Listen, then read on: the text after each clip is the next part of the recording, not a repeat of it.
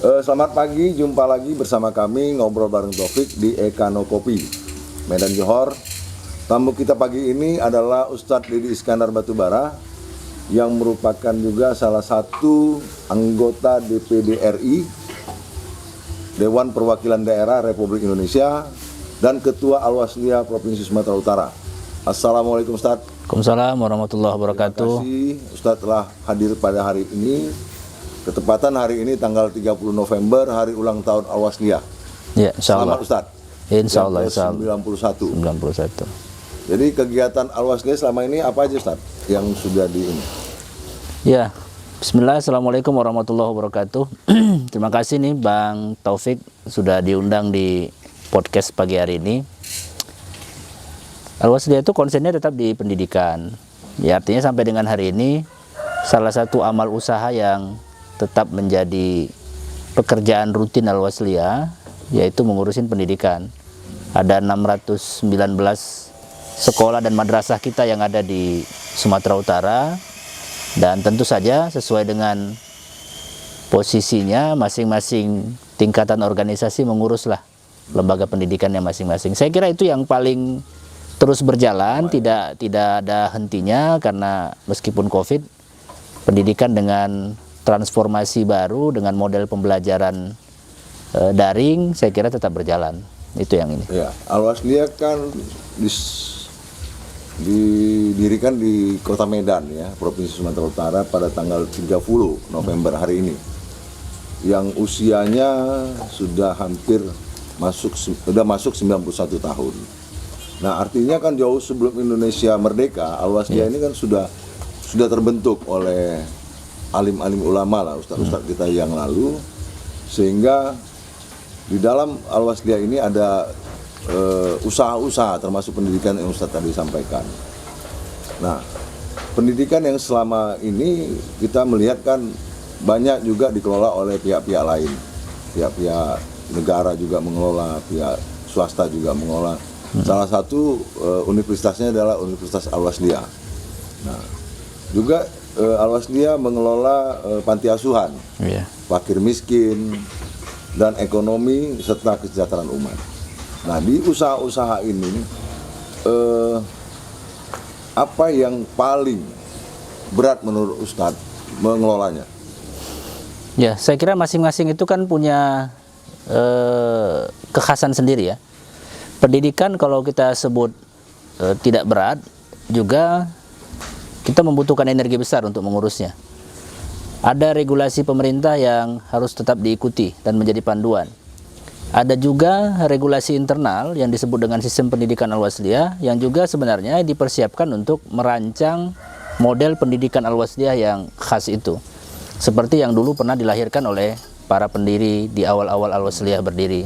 Saya kira itu juga punya problem sendiri karena memang aset-aset Alwaslia dalam bentuk wakaf, pemberian orang-orang terdahulu, itu kan hari ini mungkin sebahagian itu tidak secara penuh tercatat sebagai milik organisasi. Tapi juga kadang nggak bisa dipersalahkan juga, karena memang orang-orang dahulu itu mewakafkan itu semata-mata nawaitunya hanya untuk, pokoknya ini sepanjang untuk pendidikan silahkanlah digunakan. Dan itulah yang kemudian daripada pendahulu-pendahulu. Para pendahulu. Dan memang ada kelemahan kita juga, wakaf-wakaf itu kemudian tidak segera kita sertifikasi. Dan itu yang sekarang sedang kita lakukan pelan-pelan. Oh, aset-aset tadi. Aset-aset itu tadi, supaya kemudian apa yang menjadi warisan itu bisa kita pertanggungjawabkan kelak untuk generasi kita berikutnya.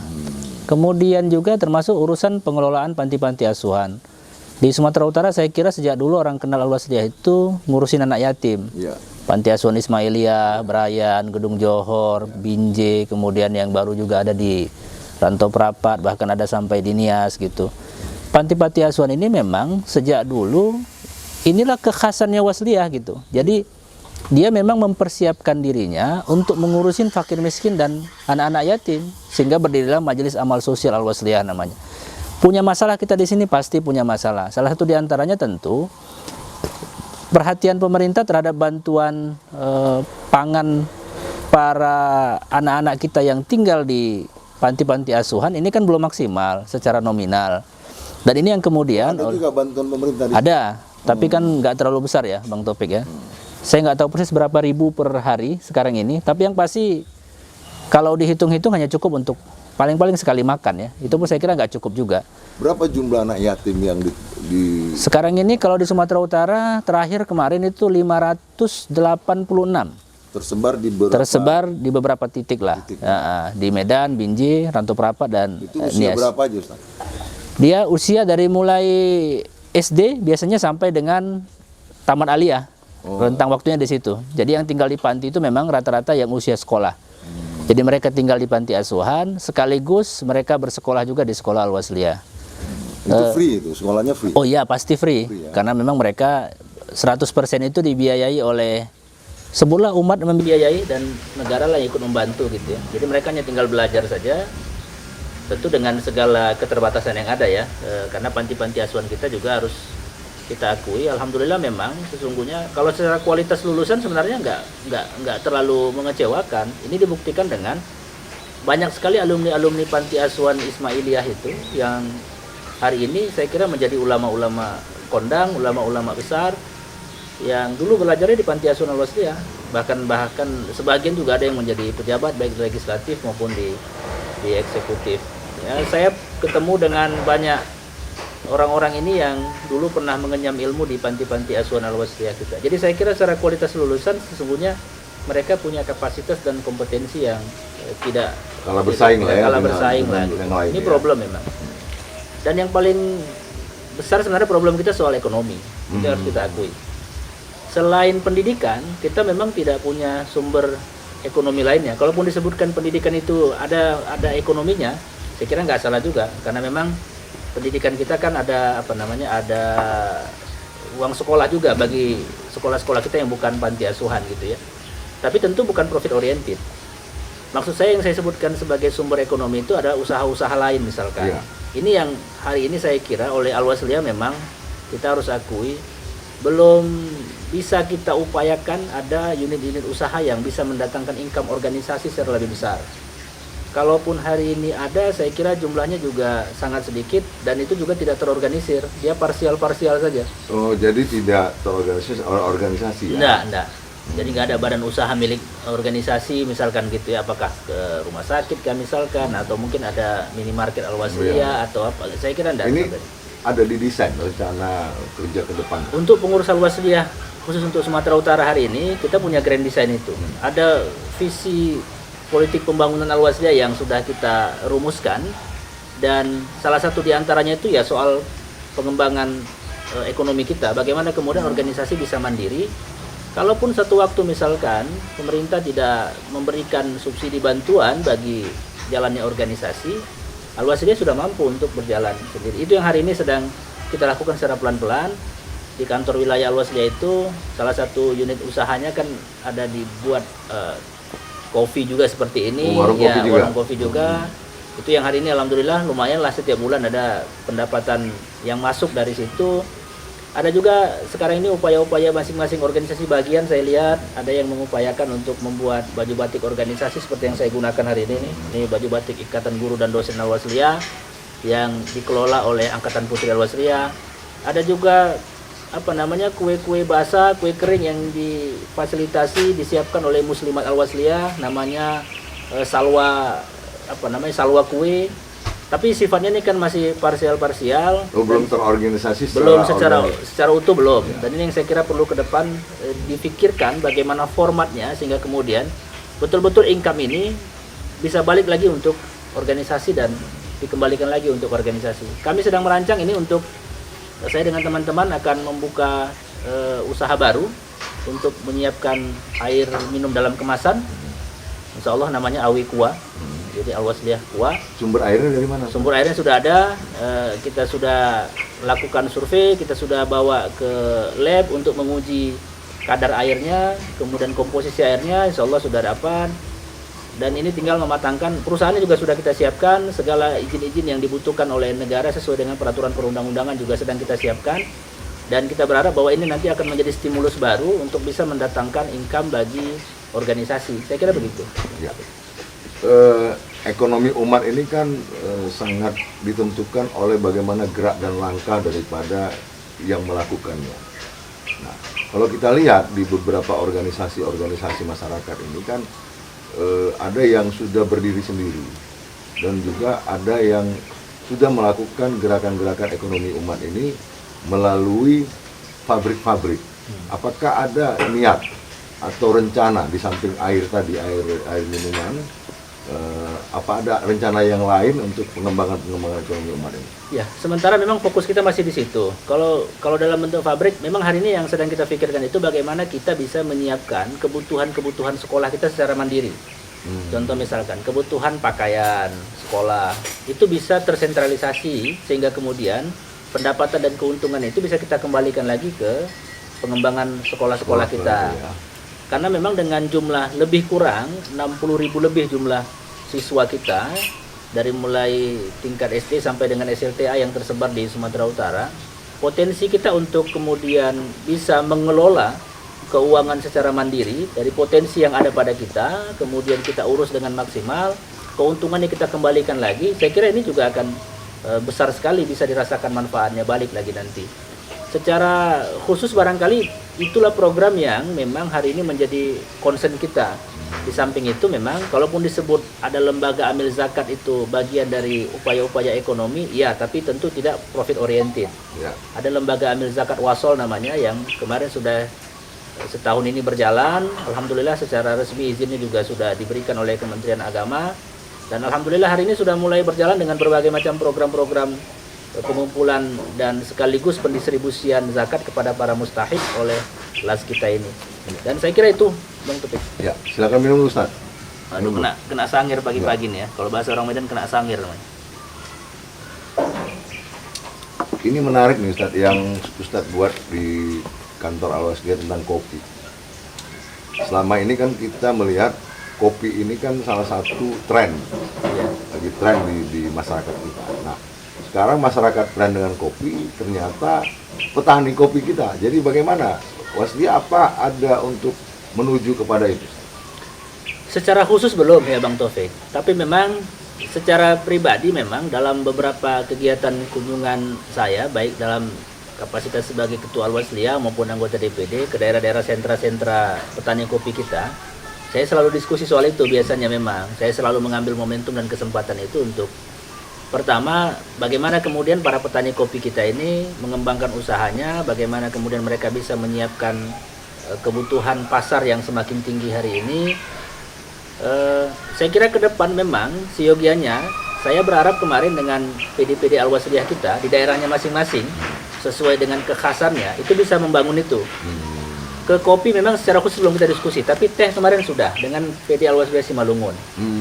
Jadi ada teh Sidamanik di Simalungun itu, di Bahbirong. Ya. Kita berharap bahwa karena di sana PC Al-Wasliyah kita juga sangat aktif, muslimannya juga sangat aktif, kita sampaikan bahwa kenapa kemudian tidak kita buat packing sendiri, Ya. teh Sidamanik Al-Wasliyah punya yang dikelola oleh, sebutlah kalaupun disebut dia koperasi Al-Wasliyah atau Majelis Ekonomi Al-Wasliyah. Saya gitu pikir kan. gini Ustaz, kalau saya boleh saran, Ya, kalau untuk membuat satu produk itu kita buat mereknya yang menarik bagi orang Iya, secara umum. Mungkin nanti by produk Al-Wasliyah gitu, mungkin by Betul. produknya. ya, Jadi mereknya itu bisa saja ya merek yang lagi tren, yang lagi bermasyarakat. Jadi ada, kalau kita lihat kopi Ateng misalnya, by Al-Wasliyah gitu kan, namanya kopi Ateng. menarik itu. Nah, jadi sehingga by produknya aja, jadi sehingga kita bisa menyebar kemana-mana, tidak jadi satu fokus macam ini milik organisasi, Iya. bukan milik umum. Ya. Betul. Saya kira idenya bagus juga tuh Bang Topik, bisa di ini. Memang hari ini sedang dibangun formatnya oleh PD Al-Wasliyah Simalungun karena mereka salah satu daerah penghasil Teh, teh ya? terbaik lah ya, saya bilang begitu. Karena ekspor itu tehnya. Karena ekspor benar. Iya. Memang walaupun ada kelas-kelasnya ya, ada Iya. yang paling Sampai bagus. 9 kelas kalau nggak salah. Iya. Ya, mungkin kita ngambil di kelas yang mananya terserah lah saya kira ya, menyesuaikan dengan kemampuan daya beli pasar kita, masyarakat kita Dan lidah. dan lidah Nah, ya. lidah yang paling penting lidah, Ustaz. Karena kalau lidah ini sudah nendang dia akan nyari itu. Akan nyari dia. Iya. Iya. Jadi kalau kami melihat organisasi-organisasi masyarakat ini kan dikelola sejak zaman sebelum merdeka ini. Malah orang-orang yang mengelola dulu ini ikut berjuang dalam rangka membasmi penjajahan. Karena di proklamasi kita itu kan penjajahan harus di bumi hanguskan. Jadi luar biasa ini organisasi Al-Wasliyah ini yang sudah mencapai umurnya sampai 91 tahun tetap bertahan dengan banyaknya para pengikut-pengikutnya juga yang melakukan siar-siarnya. Nah, sekarang dalam rangka mengelola organisasi ini, sehingga kedepannya bagaimana? Saya bicara konteksnya Sumatera Utara aja lah ya. Ya, Sumatera Utara Karena lah. saya ketua wilayah Al-Wasliyah Sumatera Utara. Kalau bicara Indonesia nanti Nanti. ngalahin presiden besar. Jadi kita punya format yang kita sebut dengan visi akselerasi namanya. Jadi pada periode kami yang hari ini, periode 2020-2025 ini, pengurus wilayah Al-Wasliyah Sumatera Utara itu punya visi akselerasi, jadi percepatan. Percepatan ini tentu penekanan kita pada pertama aspek pendidikan.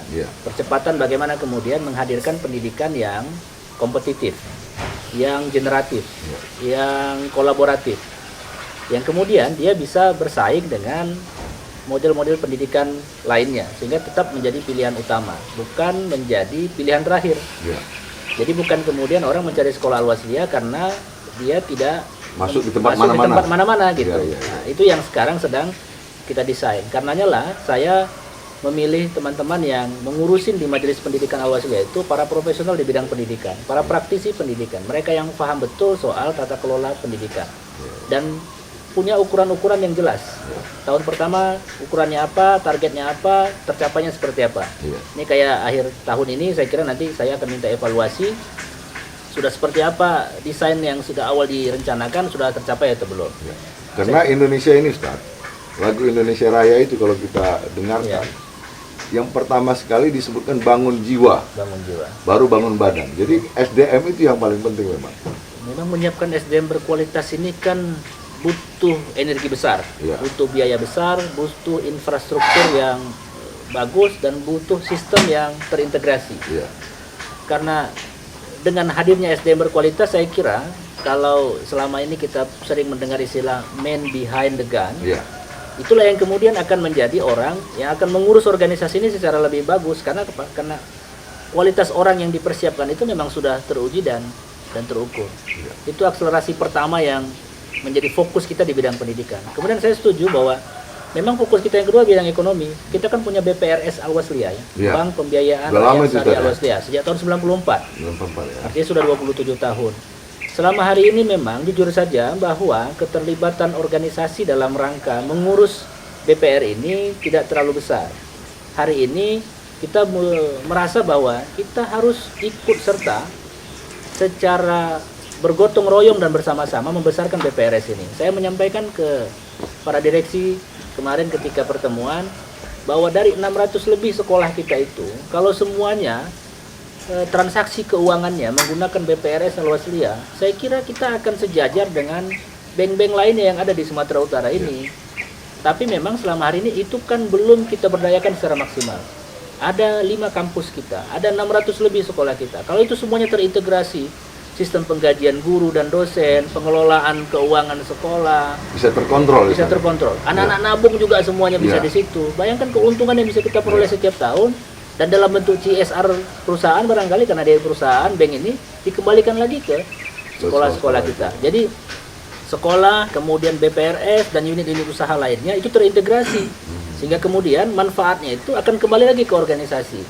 Jadi dari kita, oleh kita, untuk kita. Mutar dia ya. Mutar di situ saja. Macam pengusaha-pengusaha besar kan gitu. Dia buat kebun, dia buat bank, dia buat pabriknya, dia buat jadi kan mutar situ aja dia. Itulah yang terbayang sama saya, Bang Taufik, bahwa besarnya marketplace kita ini, kalau pakai pinjam bahasanya ini, bahasanya digitalisasi marketplace.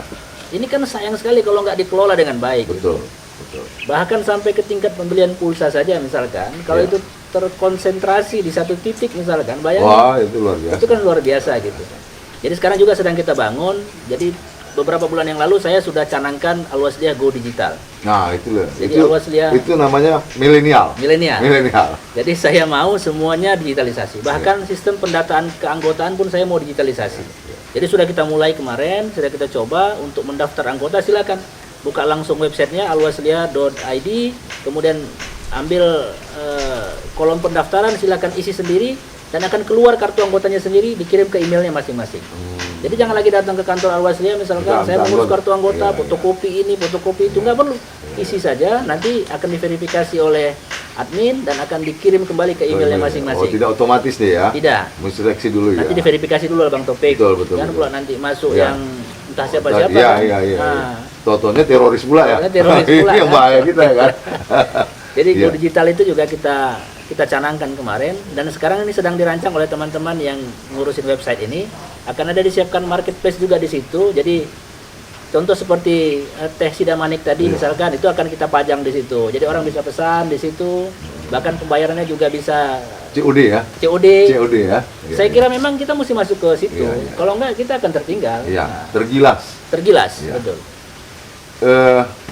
Bincang-bincang ini menarik nih Ustaz. Karena sistem ekonomi syariah ini kan lagi butuh gencar-gencarnya ya. Apalagi pemerintah sudah menyatukan bank-bank syariah yang ada di Republik ini menjadi Bank Syariah Indonesia. Dan dulunya kan masing-masing ini. Nah, kalau bisa itu di sistem digitalisasi bank syariah, BPR syariah Al-Wasliyah ini sangat luar biasa itu asetnya Ustaz. Kemarin dihitung oleh teman-teman, coba lah ngitung nih oleh majelis aset. Mereka hitung-hitung aset kita di Sumatera Utara nih. Ini hitungnya belum pasti ya, tapi kalau semuanya tersentralisasi, kira-kira 4 triliun. Triliun ya? 4 triliun kira-kira. Mungkin lebih. Mungkin lebih Karena ya. situasi harga tempat Nah, berubah lokasi kan? ya. Iya. Bayangin kalau 4 triliun itu, kalau bagi hasil sesuai dengan prinsip bank syariah saja, dari 4 triliun itu misalkan aset itu, ya 2,5% saja lah. Iya. Itu kan berarti kalau satu tahun itu keuntungannya sudah berapa itu? Berarti 100 miliar ya? Iya, lebih kurang. Kira-kira gitu Betul. ya? 10 miliar sampai 100 miliar ya? Nah. Nah, satu lagi nih Ustaz, ini lagi menarik ini di Republik kita ini tentang ada tagar. Tagar ya? Nah, tagar pembubaran Majelis Ulama Indonesia. Ini bagaimana pandangan Ustaz? Saya kira Al-Wasliyah organisasi yang ikut mendirikan Majelis Ulama Indonesia tahun 75. Dan Al-Wasliyah punya tanggung jawab untuk tetap mempertahankan keberadaan Majelis Ulama Indonesia sebagai wadah berhimpunnya para ulama, para zu'ama yang diwakili oleh ormas-ormas Islam yang ada di dalamnya. Wasliyah sudah membuat sikap bahwa Wasliyah akan mempertahankan Majelis Ulama Indonesia. Jadi kita tidak pada posisi orang yang meminta agar MUI dibubarkan. Saya kira apa alasannya MUI dibubarkan? Ini kan pernyataan-pernyataan orang gila saja menurut saya. Iya, ya. Agak aneh menurut saya. Kok tiba-tiba isunya Majelis Ulama mau dibubarkan gitu. Yang perlu dibubarkan itu sikap-sikap sektarian, Iya, iya. sikap-sikap yang anti Pancasila, Iya. yang anti keindonesiaan, NKRI ya. yang anti NKRI, ya. itu Iya. yang dibubarkan. Majelis Ulama Indonesia mau dibubarkan, sementara yang mendirikan itu adalah ormas-ormas Islam. Iya. Ormas-ormas Islam itu ikut mendirikan bangsa dan negara ini, termasuk Al-Wasliyah sejak tahun 30. Iya. Jadi kalau kemudian membubarkan Majelis Ulama Indonesia, berarti membubarkan seluruh ormas-ormas Islam, berarti nggak mengakui lagi dong keberadaan ormas Islam sebagai pendiri bangsa ini. Gitu. Nah, itu ya. Apa yang mau Ustadz sampaikan dalam rangka ulang tahun Al-Wasliyah yang ke-91 kepada para anggota ini?